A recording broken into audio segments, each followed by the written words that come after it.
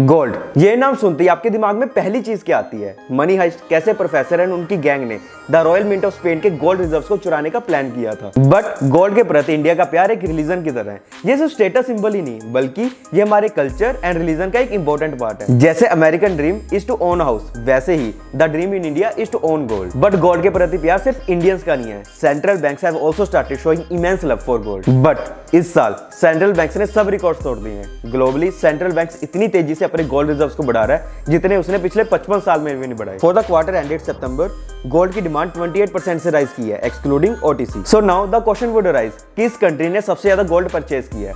आप सबको लग रहा होगा India, but it's not India, it's Turkey. Yes, Turkey ने सबसे ज्यादा गोल्ड बाय किया है ड्यूरिंग क्वार्टर एंडेड सितंबर 2022। टर्की ने 31.17 टन ऑफ गोल्ड बाय किया है, फॉलोड बाय उज्बेकिस्तान जिसने 26.13 टन ऑफ गोल्ड बाय किया है, while India stood at third position क्योंकि इसने 17.46 टन ऑफ गोल्ड बाय किया। ये जो डेटा है ये सिर्फ उन्हीं कंट्रीज का है जिन्होंने अभी तक रिपोर्ट किया अपने गोल्ड रिजर्व्स को। However it's difficult to know कि चाइना एंड रशिया ने कितना गोल्ड बाय किया क्योंकि अभी तक उन्होंने रिपोर्ट ही नहीं किया। बट जब हम बात करते हैं कि किस कंट्री के पास सबसे ज्यादा गोल्ड है, तो US stands at the top.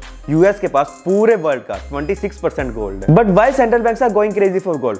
Central banks इतनी तेजी से गोल्ड रिजर्व्स को क्यों बढ़ा रहे हैं? बट उससे पहले हम समझते हैं कि सेंट्रल बैंक्स का रोल क्या होता है। किसी भी देश के सेंट्रल बैंक्स का रोल होता है कि वो देश के मनी सप्लाई को मैनेज करके रखे एंड देश की फाइनेंशियल एंड इकोनॉमिक सिस्टम को मेंटेन करके रखे। सेंट्रल बैंक पूरे देश के कमर्शियल बैंक्स को ओवरसी करता है या ओवरलुक करता है, देश के लिए मनी को प्रिंट करता है and it also has the power to control the money supply in the country. Almost हर कंट्री की एक सेंट्रल बैंक होती है, जैसे इंडिया की सेंट्रल बैंक है आरबीआई, यूएस की सेंट्रल बैंक है यूएस फेडरल रिजर्व।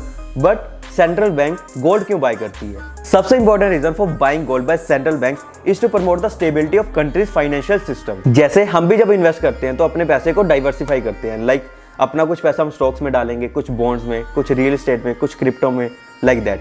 ऐसे ही central banks also follow risk reduction strategy, जिसमें वो अलग अलग एसेट क्लासेस को अपने पास रखती है क्योंकि अगर एक एसेट क्लास वीक हुई तो दूसरी इकोनॉमी को संभाल लेगी, दूसरी वीक हुई तो तीसरी संभाल लेगी, like that. And secondly, central banks buy gold as an inflation hedge. Central banks पूरे कंट्री के फाइनेंशियल सिस्टम को बैलेंस करके रखती है।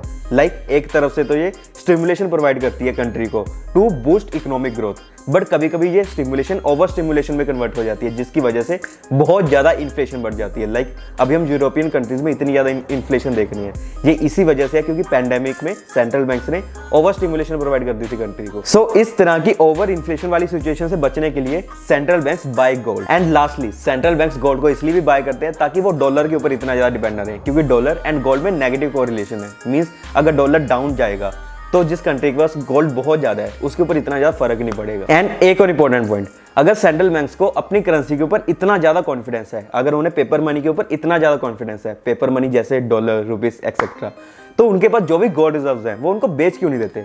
एंड बेचकर जो भी पैसा है उससे फॉरेन करेंसी को क्यों नहीं एज अ रिजर्व रख लेते, like dollar, Euros?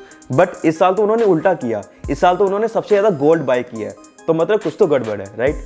Well, answer आपको ही पता है। एंड अब जो मैं शेयर करने वाला हूँ उसको सुन के शायद आपको गूज़बम्स आ जाए, बट यही सबसे ज्यादा इंपॉर्टेंट रीजन है सेंट्रल बैंक द्वारा गोल्ड को बाय करने। आपने रशिया एंड चाइना का नाम तो सुना होगा। ये दोनों कंट्रीज डॉलर की डोमिनेंस के अगेंस्ट है एंड ये दोनों चाहते हैं कि डॉलर को एज अ प्राइमरी करेंसी से हटाया जाए। सो ये कहा जा रहा है कि China and Russia may be working towards a new gold backed currency. And अगर ये अटेम्प्ट कामयाब होता है तो ये डॉलर को वर्ल्ड की प्राइमरी करेंसी से हटा देगा। चाइना लार्ज क्वांटिटी में अपने गोल्ड रिजर्व्स को बढ़ा रहा है एंड रशिया के ऊपर जो यूएस डॉलर की डिपेंडेंस है वो उसको कम कर रहा है। 2021 में Bloomberg reported that since 2010 Russian central banks ने यूएस ट्रेजरीज की होल्डिंग 98% से कम कर दी। एंड रशिया यूक्रेन वॉर की वजह से जो रशिया के ऊपर सैंक्शंस लगे थे उसकी वजह से रशिया ने अपने सिटीजन्स को डॉलर एक्सेप्ट करने से मना कर दिया। बट रशिया एंड चाइना के इन एक्शन में क्या चीज कॉमन है? देखो, रशियन चाइनीज करेंसी का आइडिया पिछले एक डिकेड से चलता आ रहा है एंड रशिया एंड चाइना दोनों एक दूसरे को सपोर्ट भी करते हैं। एंड अगर रशियन चाइनीज करेंसी लॉन्च हो गई तो इससे ये अपनी डिपेंडेंस ऑन यूएस डॉलर को कम कर पाएंगे। अब मेन क्वेश्चन ये है कि Russia and China gold backed currency क्यों लाना चाहते हैं? देखो, गोल्ड एक हार्ड फिजिकल एसेट है जिसके ऊपर बहुत लोग बिलीव करते हैं